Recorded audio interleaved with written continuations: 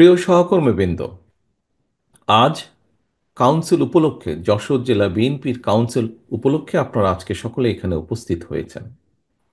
আমরা দেখেছি যে এই কাউন্সিলকে সফল করার জন্য ধীরে ধীরে বিভিন্ন পদক্ষেপ গ্রহণ করার মাধ্যমে আজ এই পর্যায়ে এসে আমরা দাঁড়িয়েছি। এখানে আমার পূর্ববর্তী বক্তাগণ বেশ কয়েকজন তাদের বক্তব্যে ওনারা উল্লেখ করেছেন যে এই কাউন্সিল করার অর্থই কিন্তু থেমে থাকবে না দল, বরং এই কাউন্সিলের মাধ্যমে আজকে যারা দায়িত্বপ্রাপ্ত হবেন আগামী সাংগঠনিক মেয়াদ পর্যন্ত, তারা দলকে এগিয়ে নিয়ে যাবেন, তারা দলকে আরও সুসংগঠিত করবেন। তারা দলের বিভিন্ন নীতি আদর্শ, দলের কর্মসূচি, আমাদের এই দলের কর্মসূচি আগামী দিনে সাধারণ মানুষ যশোরের বিভিন্ন পথে প্রান্তরে বিভিন্ন প্রান্তিক মানুষের কাছে পৌঁছে দিবেন। কোন কথাগুলো পৌঁছে দিবেন? বিগত 16 থেকে 17 বছর স্বৈরাচার যে ছিল, যেই স্বৈরাচার পালিয়ে গিয়েছে জনগণের অভ্যুত্থানের মাধ্যমে, সফল অভ্যুত্থানের মাধ্যমে যে স্বৈরাচার, খুনি লুটেরা স্বৈরাচার এই দেশ থেকে পালিয়ে যেতে বাধ্য হয়েছে, সেই স্বৈরাচার যখন অস্ত্রের জোরে জোর করে ক্ষমতা দখল করে রেখেছিল, তারা কিভাবে বিএনপি সহ বিভিন্ন রাজনৈতিক দলের নেতাকর্মী যারা গণতন্ত্রের পক্ষে কথা বলেছিল, দেশের মানুষের অধিকারের পক্ষে কথা বলেছিল, দেশের মানুষের কথা বলার অধিকারের পক্ষে কথা বলেছিল, যারা দেশের মানুষের ধন সম্পদ যে স্বৈরাচার লুটতরাজ করেছে সেই লুটতরাজের বিরুদ্ধে কথা বলেছিল, এবং এই কথাগুলো বলার ক্ষেত্রে জনগণের অধিকার আদায়ের ক্ষেত্রে কিভাবে বিএনপি সহ বিভিন্ন রাজনৈতিক দলের নেতৃবৃন্দ নির্যাতিত হয়েছে, অত্যাচারিত হয়েছে, এই কথাগুলো যেমন আমরা তুলে ধরেছি অতীতে, এই কথাগুলো যেমন আমরা আগামী দিনেও তুলে ধরব, একইভাবে এর পাশাপাশি আমরা তুলে ধরব বাংলাদেশ জাতীয়তাবাদী দল এই দেশের কৃষককে নিয়ে কী ভাবে এবং কৃষককে নিয়ে তার কী পরিকল্পনা, সেই কথাগুলো আমরা তুলে ধরব। বাংলাদেশ জাতীয়তাবাদী দল বিএনপি, আপনাদের প্রিয় দল, বাংলাদেশের নারী সমাজের উন্নয়নের জন্য, ক্ষমতায়নের জন্য কি চিন্তা করে, কি পরিকল্পনা গ্রহণ করে, সেই কথাগুলো আমরা তুলে ধরব জনগণের কাছে। আপনাদের প্রিয় দল, আমাদের প্রিয় দল বাংলাদেশ জাতীয়তাবাদী দল এই দেশের শিক্ষার জন্য আগামী দিনের যারা ভবিষ্যৎ, তাদেরকে নিয়ে আমরা কি চিন্তা করি, কিভাবে তাদের শিক্ষার কার্যক্রম আরও সুন্দরভাবে তাদের একটি একটি একটি দৃঢ় ভবিষ্যৎ শিক্ষার মাধ্যমে তা ভবিষ্যৎ প্রজন্মের দৃঢ় ভবিষ্যৎ গড়ে তুলতে সক্ষম হব, সেই পরিকল্পনা আমরা তুলে ধরব তাদের কাছে। প্রিয় সহকর্মীবৃন্দ, বাংলাদেশ দল এমন একটি রাজনৈতিক দল যে দলটি অতীতে বিভিন্ন সময় বাংলাদেশের জনগণের সমর্থন নিয়ে এই দেশ পরিচালনা করেছে, এবং আমরা দেখেছি প্রতিবার যখন বাংলাদেশ জাতীয়তাবাদী দল দেশ পরিচালনা করেছে, প্রতিবার আমরা চেষ্টা করেছি দেশের মানুষের সমস্যার সমাধানগুলো করার জন্য। হতে পারে বিভিন্ন সীমাবদ্ধতার কারণে যতটুকু প্রত্যাশা আমাদের ছিল, যতটুকু আমরা করতে চেয়েছিলাম, সব কাজ আমরা হয়তো সক্ষম হইনি সব কাজগুলো সম্পূর্ণ করতে। সেজন্যই আমরা বিভিন্ন সময় বিভিন্ন পরিকল্পনা গ্রহণ করেছি। আপনারা দেখেছেন এই মুহূর্তে এই মুহূর্তে দলের পক্ষ থেকে আমরা 31 দফার একটি পরিকল্পনা দিয়েছি রাষ্ট্রকে পুনর্গঠন করার জন্য। কেন এই রাষ্ট্রকে পুনর্গঠন করার প্রশ্নটি আসলো? প্রিয় সহকর্মীবৃন্দ, প্রিয় কাউন্সিলরবৃন্দ, একটু আগে বিভিন্ন জন যারা বক্তব্য রেখেছেন মঞ্চে, আপনারা নিশ্চয়ই শুনেছেন, খেয়াল করেছেন, তাদের বক্তব্যে খুব সুন্দরভাবে ফুটে উঠেছে কিভাবে এই যে বিগত স্বৈরাচার, তারা কিভাবে বাংলাদেশের প্রতিটি প্রতিষ্ঠানকে, বাংলাদেশের অর্থনীতি বলেন, বাংলাদেশের বিচার ব্যবস্থা বলেন, বাংলাদেশের প্রশাসন বলেন, বাংলাদেশের শিক্ষা ব্যবস্থা বলেন, স্বাস্থ্য ব্যবস্থা বলেন, প্রত্যেকটি ক্ষেত্রকে কিভাবে তারা ধ্বংস করে দিয়েছিল, এবং এই অবস্থা করেছিল বলেই দেশের মানুষের উন্নয়নের জন্য, দেশকে সামনে এগিয়ে নিয়ে যাওয়ার জন্যই রাষ্ট্রের বিভিন্ন কাঠামোর পুনর্গঠন প্রয়োজন। এবং এর উপরে ভিত্তি করেই এই কারণেই আমরা আজ থেকে বাংলাদেশ জাতীয়তাবাদী দল প্রায় 2.5 বছর আগে 31 দফা আমরা জাতির সামনে উপস্থাপন করেছি। প্রিয় সহকর্মীবৃন্দ, আজকে আমরা বিভিন্ন মানুষের কাছে বিভিন্ন সংস্কার প্রস্তাবের কথা শুনতে পাই। দিতেই পারেন। বিভিন্ন মানুষ বিভিন্নভাবে, যারা দেশ নিয়ে চিন্তা করেন, দেশের কথা ভাবেন, মানুষের কথা ভাবেন, অবশ্যই প্রতিটি মানুষের অধিকার আছে দেশের জন্য, দেশের মানুষের জন্য কি চিন্তা ভাবনা সেগুলো উপস্থাপন করার জন্য মানুষের সামনে। এখানেই পার্থক্য। অন্য যতগুলো মানুষ আজ সংস্কারের কথা বলছেন, সংস্কার বিষয়ে কথা বলছেন, তাদের সাথে বিএনপির পার্থক্যটা এখানেই। কোথায়?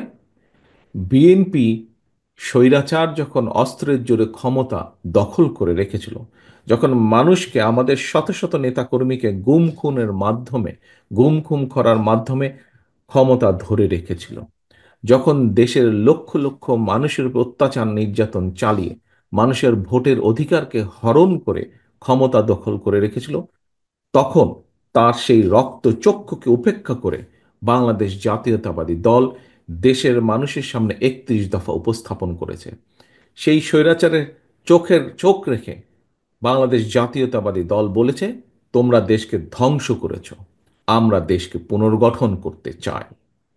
প্রিয় সহকর্মীবৃন্দ, সেই সময় আমরা, আমাদের পাশে, আমাদের সাথে কিছু রাজনৈতিক দল ছিলেন,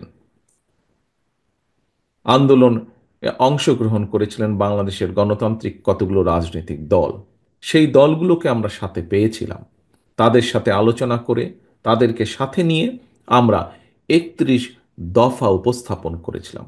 আজ আমরা অনেক ব্যক্তির কাছে অনেক কথা, বড় বড় সুন্দর সুন্দর কথা শুনতে পাচ্ছি আমরা। অনেকের অনেক সুন্দর সুন্দর কথা আমরা দেখতে পাচ্ছি পত্রিকার মাধ্যমে, মিডিয়ার মাধ্যমে। কিন্তু সেদিন এইসব ব্যক্তির কাছ থেকে আমরা কোনো সংস্কারের কোনো কথা শুনতে পারিনি। কিন্তু সেদিন একমাত্র আপনাদের দল, আপনাদের এই প্রিয় দল বাংলাদেশ জাতীয়তাবাদী দল, সেই স্বৈরাচারের রক্তচক্ষুকে উপেক্ষা করে দেশ পুনর্গঠনের কথা বলেছে। প্রিয় সহকর্মীবৃন্দ, এর থেকে একটি কথা প্রমাণিত হয় যে বাংলাদেশ জাতীয়তাবাদী দলের প্রত্যেকটি সৈনিক, প্রত্যেকটি কর্মী দৃঢ়ভাবে আমরা বিশ্বাস করতাম যে জনগণের যে আন্দোলন, সেই আন্দোলন অবশ্যই সফল হবে। এবং এই দৃঢ় বিশ্বাস ছিল বলেই, আমাদের ভিতরে এই দৃঢ় বিশ্বাস ছিল বলেই আমরা আজ থেকে ২.৫ বছর আগে সংস্কার প্রস্তাব উপস্থাপন করেছিলাম, করতে আমরা সক্ষম হয়েছিলাম। কারণ আমাদের দৃঢ় বিশ্বাস ছিল যে স্বৈরাচারের পতন হবে, এটি একটি। এবং আমরা সব সময় দৃঢ়ভাবে বিশ্বাস করি যে বাংলাদেশ জাতীয়তাবাদী দল, বিএনপির মূল লক্ষ্য এবং উদ্দেশ্যই হচ্ছে জনগণ এবং বাংলাদেশ, বাংলাদেশের জনগণ এবং বাংলাদেশ। আমাদের মূল লক্ষ্য, আমাদের রাজনীতির মূল লক্ষ্য হচ্ছে বাংলাদেশ এবং বাংলাদেশের জনগণ। সেজন্যই আমরা আজ থেকে সবার আগে উপস্থাপন করেছিলাম কিভাবে আমরা রাষ্ট্রকে মেরামত করতে চাই, রাষ্ট্র কাঠামোকে মেরামত করতে চাই, কিভাবে ভেঙে পড়া প্রতিটি প্রতিষ্ঠানকে আবার মেরামত করতে চাই, এবং যে রাষ্ট্র কাঠামো মেরামতের মাধ্যমে দেশ এগিয়ে যাবে, দেশের পুনর্গঠন হবে, বা দেশের মানুষের ভাগ্যের পরিবর্তন হবে। প্রিয় সহকর্মীবৃন্দ,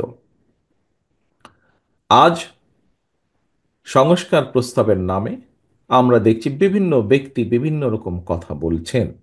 বলতেই পারেন বিভিন্ন ব্যক্তি, তাতে কোনো সমস্যা নেই। কিন্তু আমাদের কাছে মূল লক্ষ্য হলো, আগেই বলেছি যে ভেঙে পড়া রাষ্ট্রীয় কাঠামোকে পুনর্গঠন করা।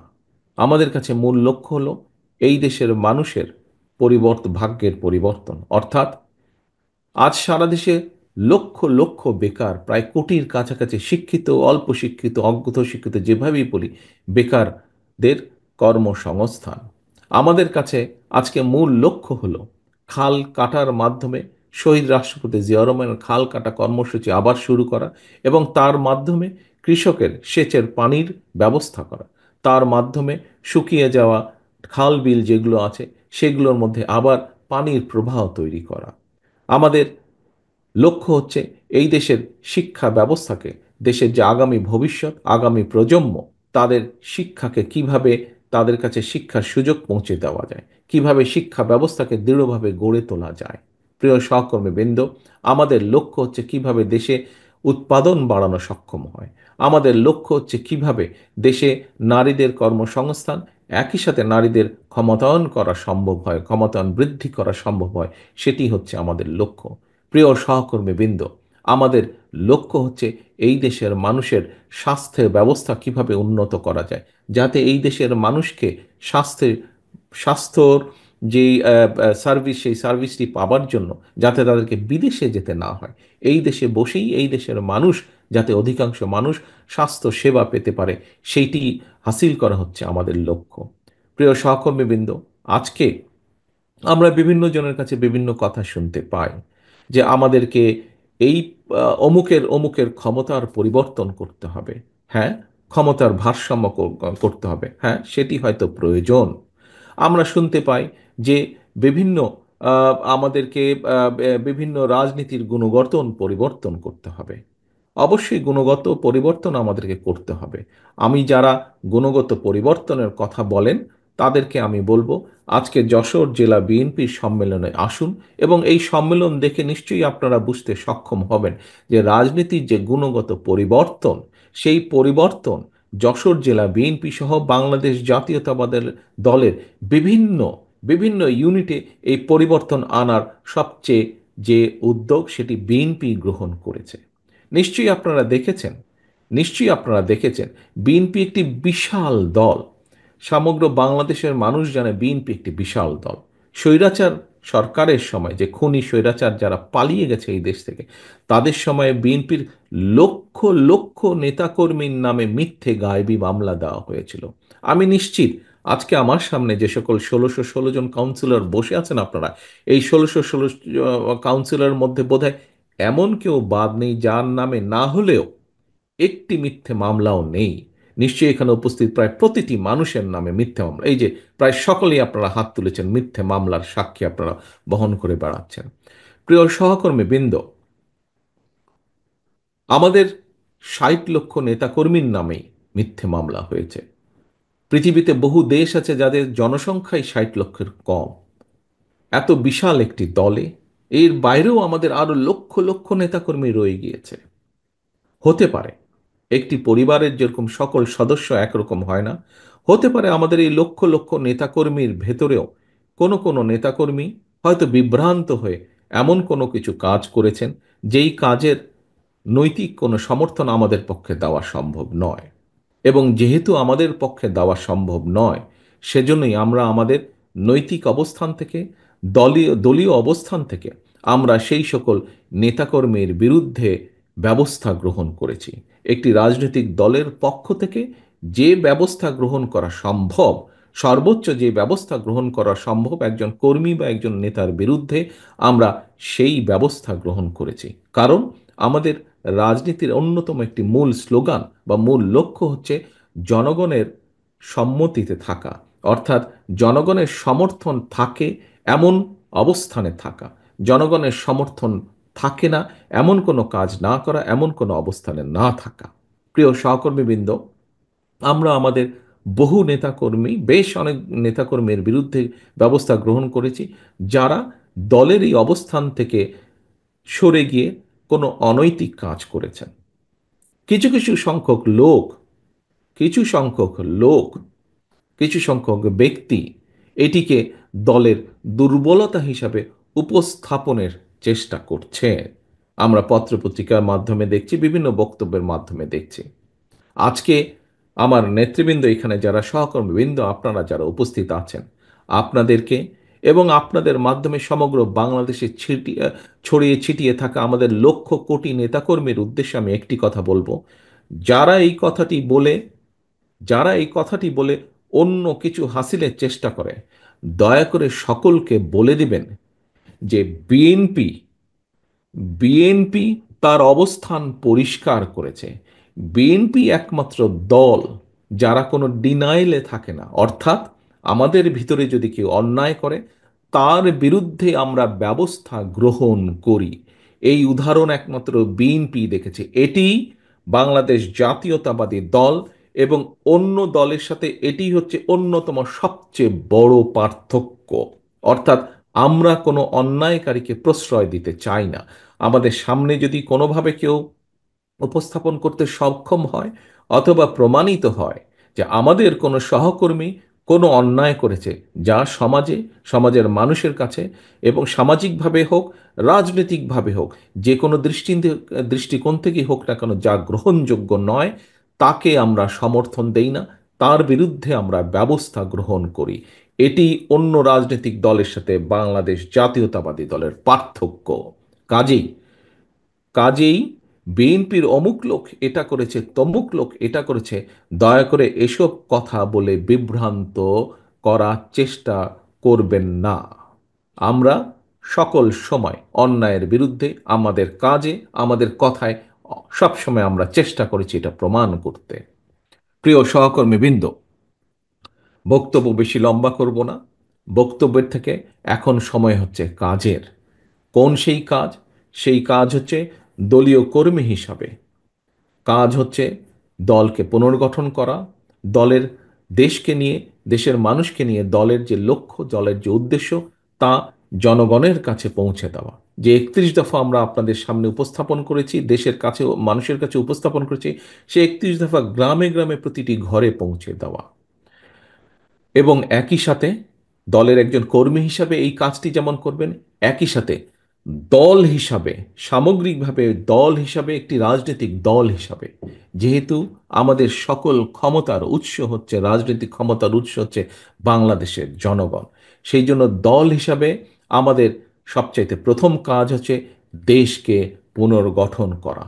ইনশাল্লাহ আমরা প্রত্যাশা করছি আমরা প্রত্যাশা করছি যে অন্তর্বর্তীকালীন যে সরকার, এই সরকার, যার প্রধান কাজ হচ্ছে দেশের মানুষের প্রত্যাশা অনুযায়ী একটি নিরপেক্ষ স্বচ্ছ নির্বাচন উপস্থাপন করা বা উপহার দেওয়া দেশকে, আমরা প্রত্যাশা করি সেই কাজটি মনোযোগ সহকারে যত দ্রুত সম্ভব এই অন্তর্বর্তীকালীন সরকার সেটি করবেন। এবং সেই নির্বাচনের মাধ্যমে বাংলাদেশ জাতীয়তাবাদী দল এই দেশের মানুষের সমর্থন নিয়ে সরকার গঠনে সক্ষম হলে, একটি রাজনৈতিক দল হিসাবে আমাদের সবচাইতে প্রথম এবং সবচাইতে জরুরি, সবচাইতে মূল্যবান কাজ হচ্ছে দেশকে পুনর্গঠন করা।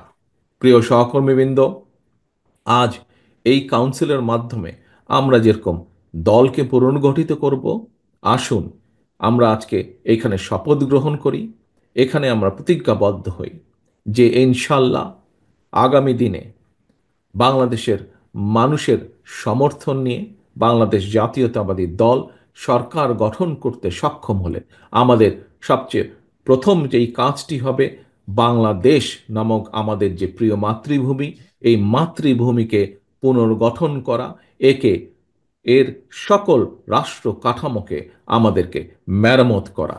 এটিই হবে আমাদের প্রতিজ্ঞা, এটিই হবে আমাদের প্রত্যাশা আজকের এই সম্মেলনে।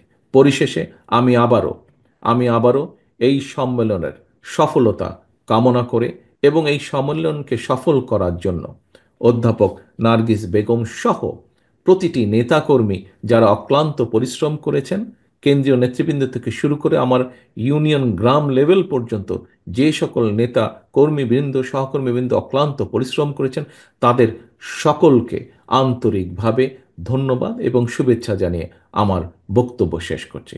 আল্লাহ হাফেজ। বাংলাদেশ জিন্দাবাদ। বাংলাদেশ জাতীয়তাবাদী দল জিন্দাবাদ।